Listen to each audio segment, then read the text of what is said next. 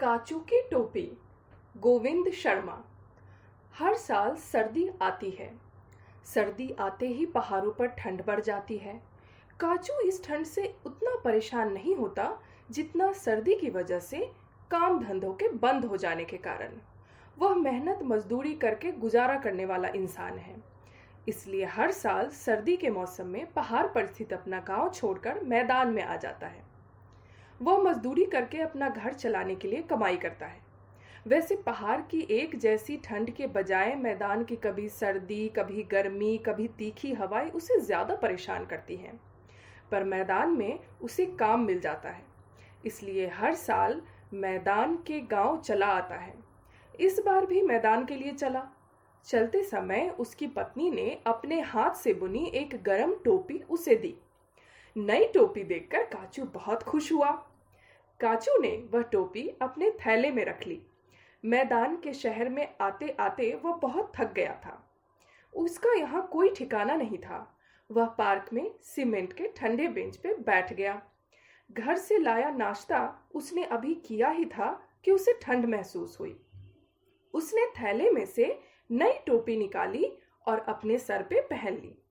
जैसे जादू हो गया हो, काचू को ठंड लगना बंद हो गया। यह तो खूब गर्म है, उसने अभी सोचा ही था कि टोपी की गर्मी से उसे नींद आ गई। थका हुआ भी था, पता नहीं वह कितनी देर सोता रहा। उसकी आंख खुली तो उसे ठंड महसूस होने लगी। वह मन ही मन सोचने लगा, क्या टोपी में इतनी ही देर के लिए गर्मी थी? मैंने एक ही बार में टोपी की सारी गर्मी खर्च कर दी। सोचते सोचते उसने अपने सर पे हाथ रखा तो पाया कि वहां टोपी नहीं है। कहाँ गई? क्या हवा उड़ा कर ले गई? उसने अपने आसपास सब जगह देखा, टोपी कहीं दिखाई नहीं दी। लगता है जब मैं सो रहा था तब किसी ने मेरी टोपी को चुरा लिया। मुझे टोपी और चोर को ढूंढना चाहिए। पार्क काफी बड़ा था, उसमें कई बेंच थे। सभी बेंचों पे कोई ना कोई बैठा था। वह सभी को बड़े ध्यान से देख रहा था। अचानक उसने एक बेंच पे सोया हुआ एक आदमी देखा। उसके सर पे बिल्कुल वैसी ही टोपी थी। वैसी क्या, वही थी। काचू लड़ने झगड़ने में विश्वास नहीं करता था। वह सोचने लगा कि अपनी टोपी कैसे वापस लूं। यदि मैं नींद से जगा दूंगा तो हो सकता है यह टोपी के साथ भाग जाए। यह चोर है, यह टोपी मेरी है, टोपी मेरे पास ही होनी चाहिए। जिस तरह इसने मेरे सोते समय मेरे सिर से टोपी उतार ली थी, क्यों ना मैं भी उसी तरह अपनी टोपी ले लूं। वह काफी देर तक सोचता रहा। फिर हिम्मत करके उस चोर को बिना जगाए उसने टोपी ले ली। टोपी लेकर वह जल्दी से अपने पहले वाली बेंच पे आ बैठा।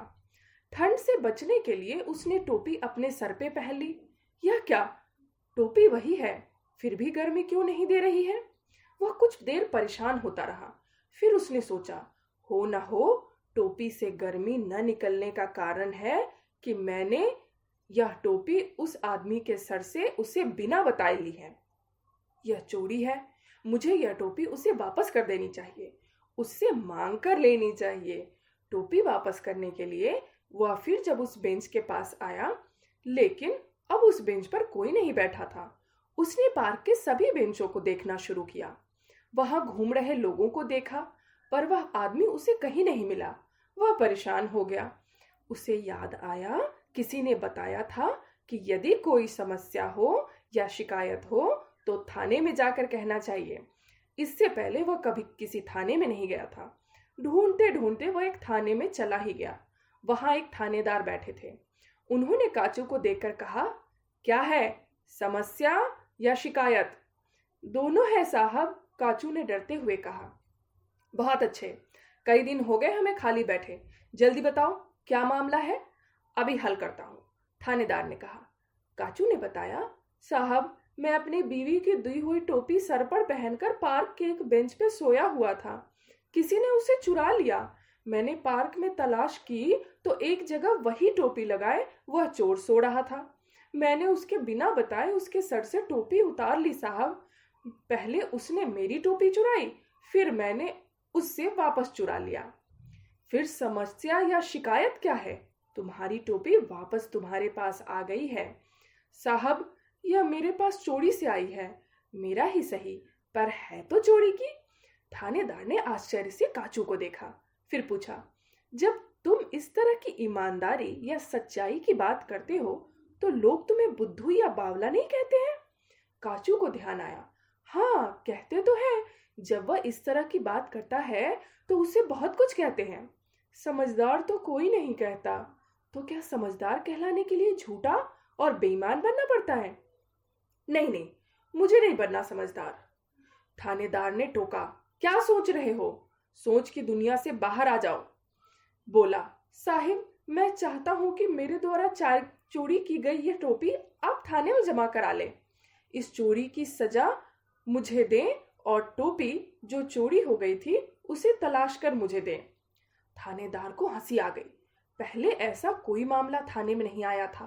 थानेदार ने अपनी मूंछों पर ताव देते हुए रोबीली आवाज में कहा, चोरी की टोपी रखते हो? इसे तुरंत थाने में जमा कराओ। काचू ने तेजी से वह टोपी थानेदार की मेज पर रख दी। थानेदार ने टोपी को उलट पुलट कर देखा और फिर कहा, काचू, यह लो, तुम्हारी टोपी मिल गई। तुम इसे ले जा सकते हो। काचू के चेहरे पर खुशी झलक आई। उसने टोपी ली और अपने सर पे पहन लिया। यह क्या, टोपी में पहली वाली गर्मी मौजूद थी। उसे नींद सी आने लगी तो वह एक खाली कुर्सी पर बैठ गया। काचू बोला, साहब, आपने मेरी टोपी तलाश की, इसके लिए धन्यवाद, पर मैंने चोरी भी तो की थी, उसकी सजा भी दीजिए। थानेदार को भी इस खेल में मजा आने लगा था। उन्होंने कहा, तुम्हारी सजा यही है कि तुम टोपी पहनकर। पर सजा की बात पूरी करने से पहले ही काचू को नींद आ गई थी। काफी देर बाद उसकी आंख खुली। उसने देखा थानेदार और कुछ सिपाही उसकी बातें करके हंस रहे हैं। उसने थानेदार से कहा, साहब, सजा की बात सुनने से पहले ही मुझे नींद आ गई थी। आपने मुझे क्या सजा दी थी? हंसते हुए थानेदार बोले, तुमने सजा पूरी कर ली है। मैंने तुम्हें टोपी पहनकर 2 घंटे सोने की सजा दी थी। नहीं साहब, नहीं, मैंने सजा के रूप में नींद नहीं ली थी। मुझे तो यूं ही नींद आ गई थी। आपने जो सजा दी थी उसे पूरी करने के लिए मैं अब सो रहा हूं। काचू फिर सो गया। उसे सोता देख थानेदार और सिपाही फिर हंस पड़े। काचू को क्या, उसकी टोपी में बीवी के प्यार, सच्चाई और ईमानदारी की गर्मी थी। उसे यही चाहिए। 2 घंटे बाद काचू अपने आप जाग गया और थानेदार ने उसे जगाया, यह हमें नहीं मालूम। धन्यवाद।